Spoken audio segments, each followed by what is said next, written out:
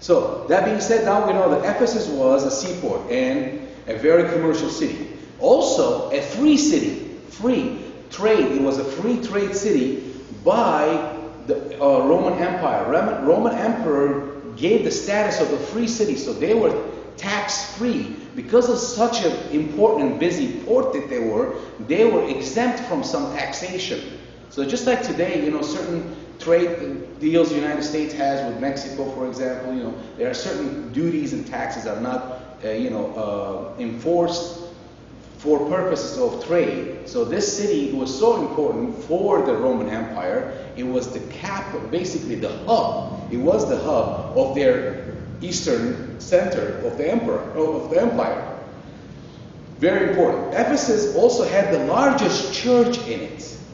Okay, Ephesus had the largest church in that whole area, in the whole Asia Minor, where basically, we know we're going to, from the book of Acts, Apostle Paul is the one who developed all these churches in these areas. Okay, and this church here, it's happened to be the largest church and the hub, the center of all Asia Minor churches. So just like the city of Ephesus was a hub city for the entire area, the church, the Christian church in Ephesus was also the hub. It was the main. It was like it's like our Antelias.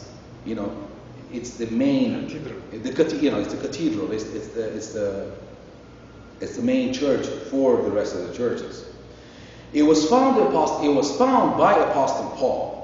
The church in Ephesus was found by Apostle Paul. He built it up, all right? But then, and it was built up even bigger and larger by Apostle John. So this church is a very important church. Why? Dual apostles were involved with this particular church and its growth. First, it was Apostle Paul, and Saul became Paul. Paul is the one who started this church, built it up, and then Apostle John followed up later, and he built it up all the way to its magnificent size that it was, until that he was they tried to execute him, kill him, that they didn't succeed, and then they put him in the island of Patmos. So these are very important things that we need to understand. What are we getting into, and why is so significant about this particular church? And that's why you see the Lord is writing this first letter to the first church, the main church, the most important one. He's given them a letter, and he's going to explain to them what's going on.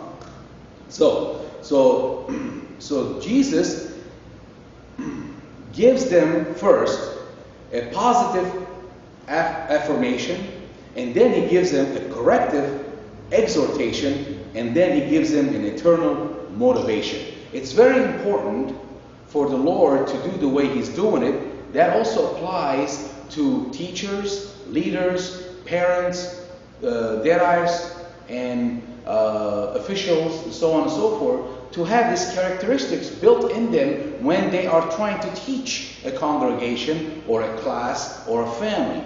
First, you would give them a positive affirmation. Positive affirmation is when you give them, first, when you pull somebody in front of you, you give them the good news. You tell them, okay, I'm very proud of you. You've done so good with this, and that, and that. And then you give them a corrective exhortation, which means that you correct them from the things that they were doing wrong. But he said, but you're doing this and this and this wrong. And then you give them an eternal motivation to tell them, okay, now just correct these things, and I know you're going to do good forever. So these are very important characteristics the Lord is teaching us today, even though he is teaching the church and telling John how to write it to them.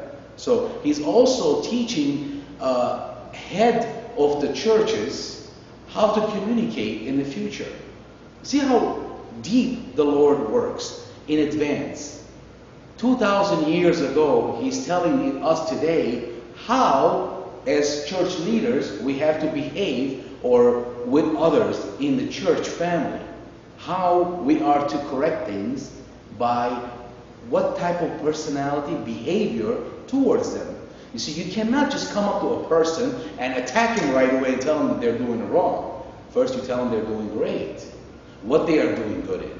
And then you tell them what they're doing wrong. and then you show them how to do it right, and then in the end you motivate them to do it right always. Any questions? Are we good so far? Okay. So now Ephesus had an amazing temple in it.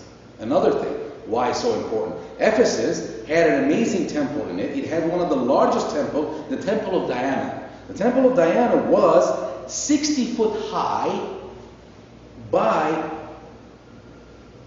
2 football fields wide and by 2 football fields length. This is the Temple of Diana. Temple of Diana was that. It was a 60 foot high, built up with columns of huge marble columns throughout the entire this temple, and it was 2 football fields wide and 2 football fields long. Just imagine how huge this temple was, just massive. And unfortunately, this particular, they had temple prostitution as part of their worship. The temple prostitution in the Temple of Diana was part of their worship. This is what they did. This is what the norm was. So imagine what kind of city that they had to build this large church in, when this city had the most temples in it. Okay, it had it was known for its great pagan temples. It had so many pagan temples that it was known for, even everybody worked there, their job mostly was to carve up statues and things. So the business, the thriving business there was making statuettes of these goddesses and gods, and so the false temple, and also they had, besides of it was known for that. So very important city, a very hard and tough city to be in as a Christian church.